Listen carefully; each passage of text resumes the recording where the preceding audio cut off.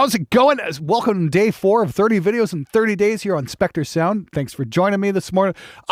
Today we're going to take a look at a very common problem that a lot of you guys deal with. I know I dealt with this on my own for years and years and years. And that's spending excessive amounts of time editing guitars, especially heavy rhythm guitars, because it can be a bit of a pain in the ass. I mean, like, take a look at this track right here. This has got a lot of rests in it. And when you're using high gain guitars, that means a lot of unwanted noise. Check this out.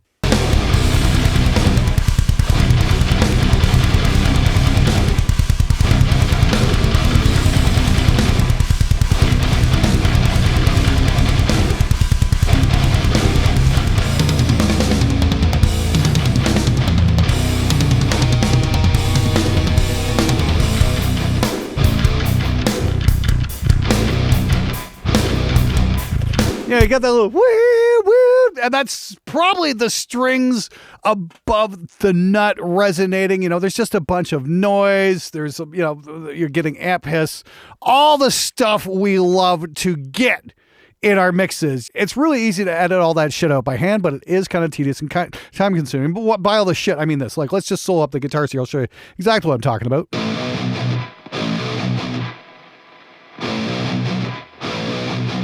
It's not terrible, but it's not great either. It's not ideal.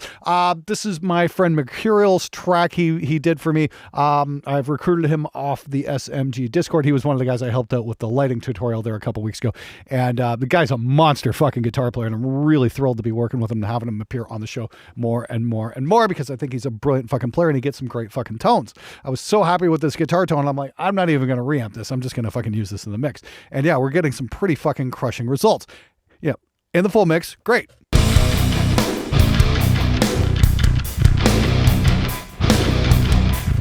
But that fucking noise has got to go.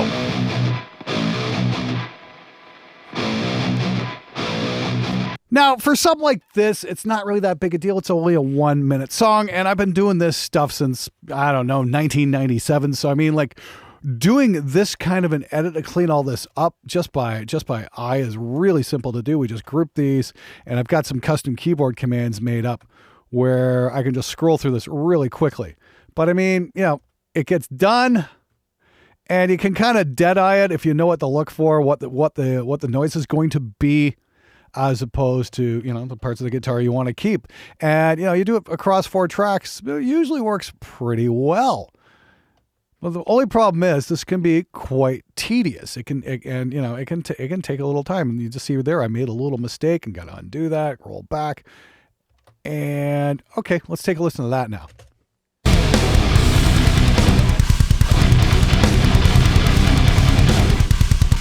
And you hear that? We still get a little heat. You can kind of hear that kind of a little bit of noise there still.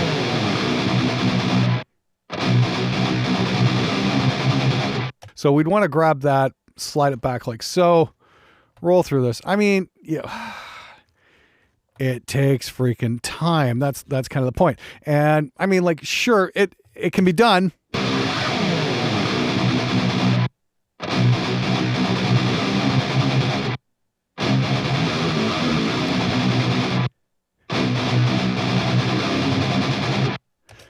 That's better. I mean, like, if you look at the first one, it's still not quite there. You know, we might be able to see that visually if we zoom in just a little bit more there. See what we got, what we're dealing with. It's just these kind of things down in here. Maybe just slide that back ever so slightly. And are we good? That's better. That's a lot better than what it was. And it's going to be a whole lot cleaner in the context of a mix.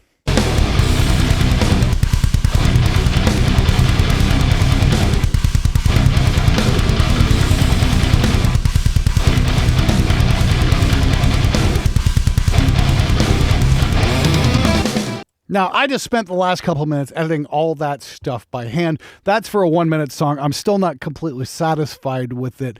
And, you know, could you imagine doing this for 5, 7, 10-minute songs across the course of an entire album? That's a lot of editing and a whole lot of work to do. What if I could show you guys a better and faster way to do this, and it's not going to take you any editing time? This is the SMG Cockblocker Noise Gate plugin that we're using here on the mix.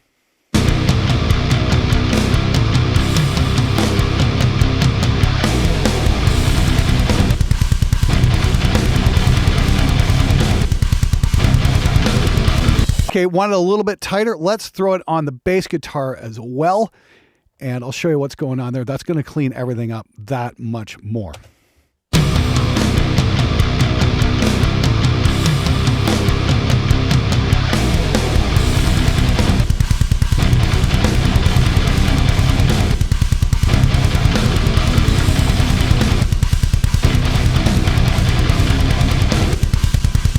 This has changed my freaking life when it comes to this sort of thing. I don't have to sit there and do it by hand anymore.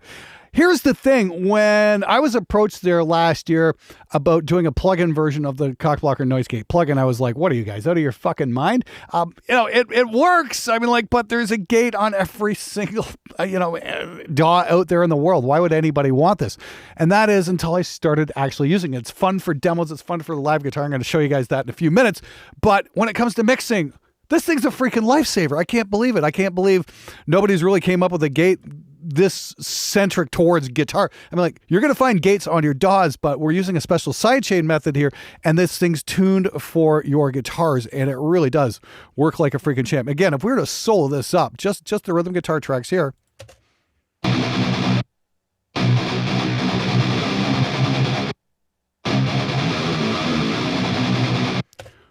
All that unwanted noise is just gone. All those little heep, heep. I don't have to sit there and edit it by hand. It's all just done via a freaking preset here. Or I think we're using the tight metal rhythm setting here, and that's it.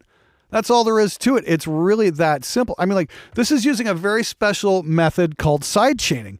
And it's pretty simple stuff. We click on the back panel here. We can see we've got sidechain up. What we can do is we can do a key listen. And what this is going to do is going to show us what the blocker is actually hearing, because it's not hearing the amp tracks.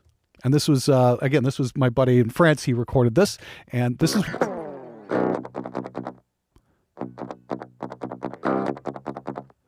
That's what the blocker is hearing. It's not hearing the amp. It's hearing the dry tracks.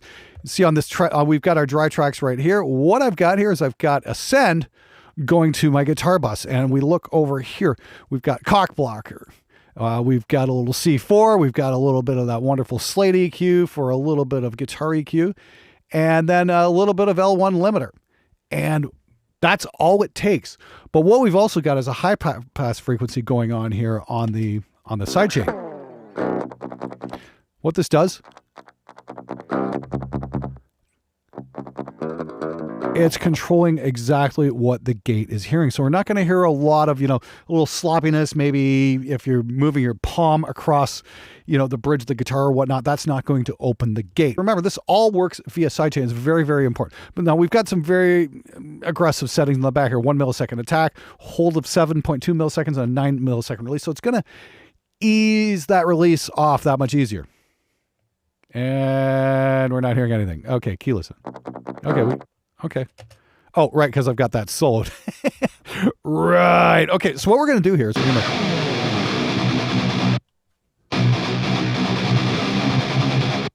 Now, that's the thing. As long as you're a tight player, that's not going to be an issue. You've got the one guitar controlling all four guitars. If you're using, a couple different tracks doing different things and starting at stopping, like kind of the left-right thing, you can have different DI tracks going to the different amp tracks and control them that way.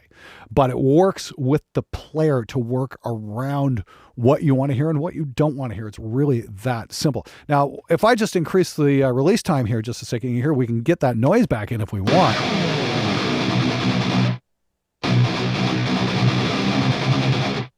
You can hear it ever so slightly, but it's still way better than I was doing it by hand. Holy smokes, that is just killer. We'll get that back to 7.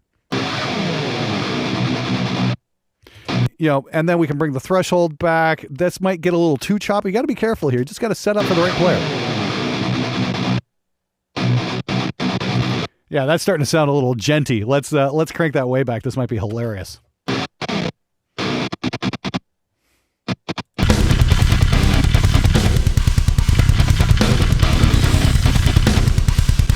Now, if we do something insane, like bring up the hold time to 67 milliseconds. Let's see what we get. This is a lot.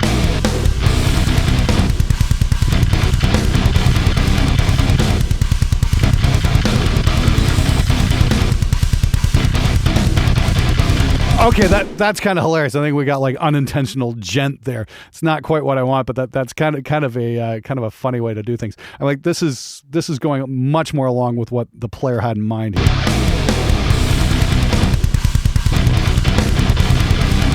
Bring threshold back a bit. Dial it right in.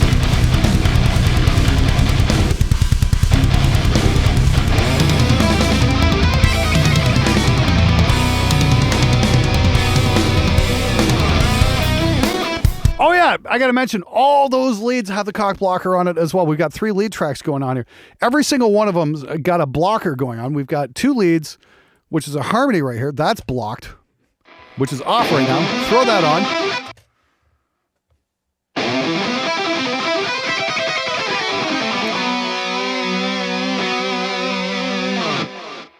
And we're good to go. That might be a little noise there.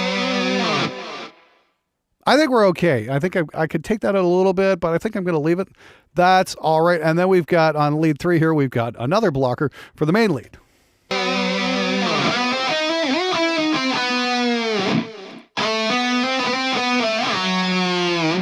And again, cock blocker, EQ, C4, rear delay, a little bit of micro shift as well. And yeah, that's how I'm getting those lead tones. I really dig it.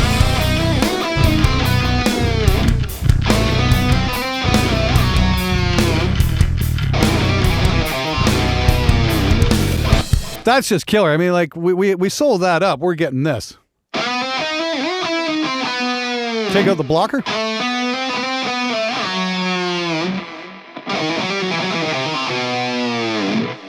So it's just that much added noise. Blocker just gets in there, takes out what you don't want, because once again, it's working with your sidechain DI. So if you're taking DIs, doesn't matter if you're recording an amp or an amp sim or whatnot, make sure you're taking a DI of your playing so you can use it to control the blocker. Sure, you can use this as a traditional gate. That'll work. It'll be okay, but it's when you use the DI function, that's when it gets to be something really special, and that's why it works so well. The trick is you just got to know how to sidechain. So I'll show you how this works just on the lead right here. So all we're going to do is we've got our dry track right here, main lead.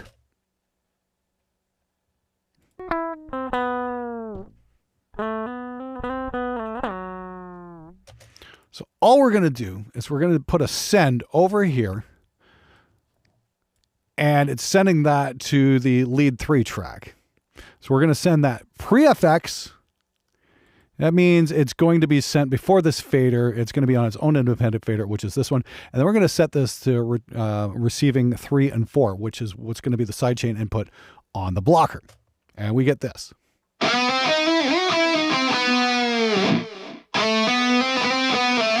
And if we listen again to the side chain on the back panel, we can hear it.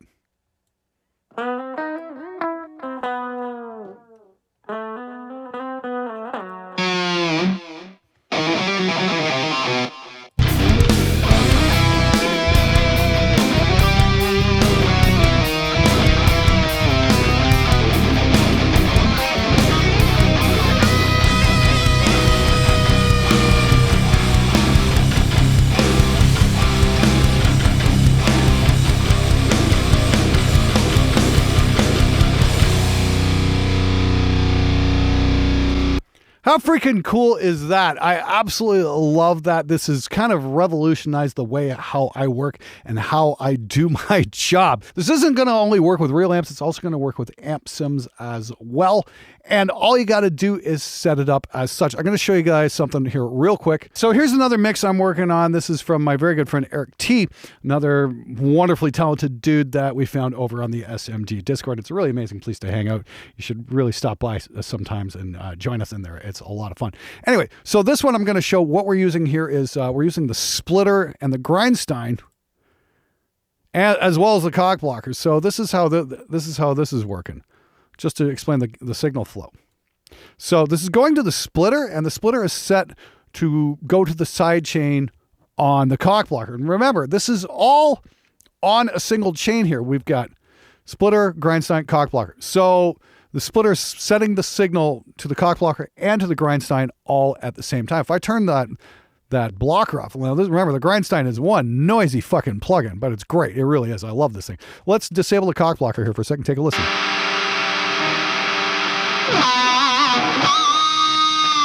If we turn off the Grindstein, you can hear it. It's just a DI signal. So this is an amp sim. So that's what we got. So yeah, the Grindstein's doing its thing. It's wonderful. It's giving this incredible nastiness. It's a really great fucking plugin, and I like using it a lot, especially as a texture and a counterpoint to like a tube amp sound. It sounds absolutely fantastic, but it's fucking noisy. Kick on the cock blocker. One more time. Noise is fucking gone. We're rolling here.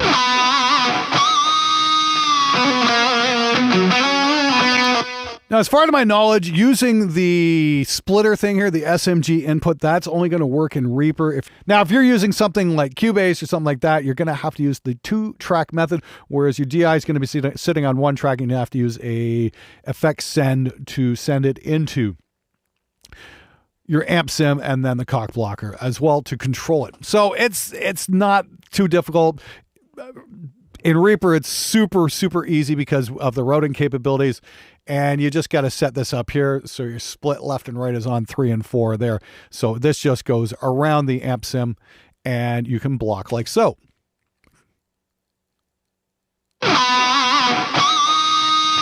If we turn that off,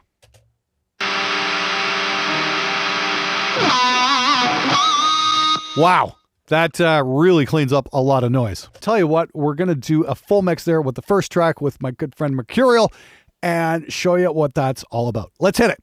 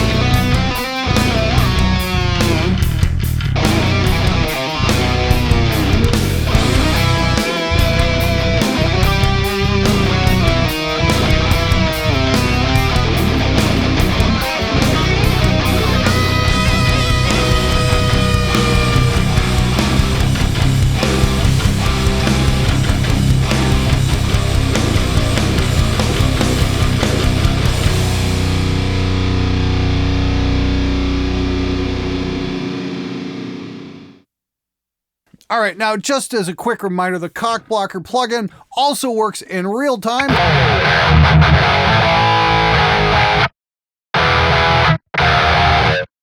And, it allows for a lot of expressiveness too.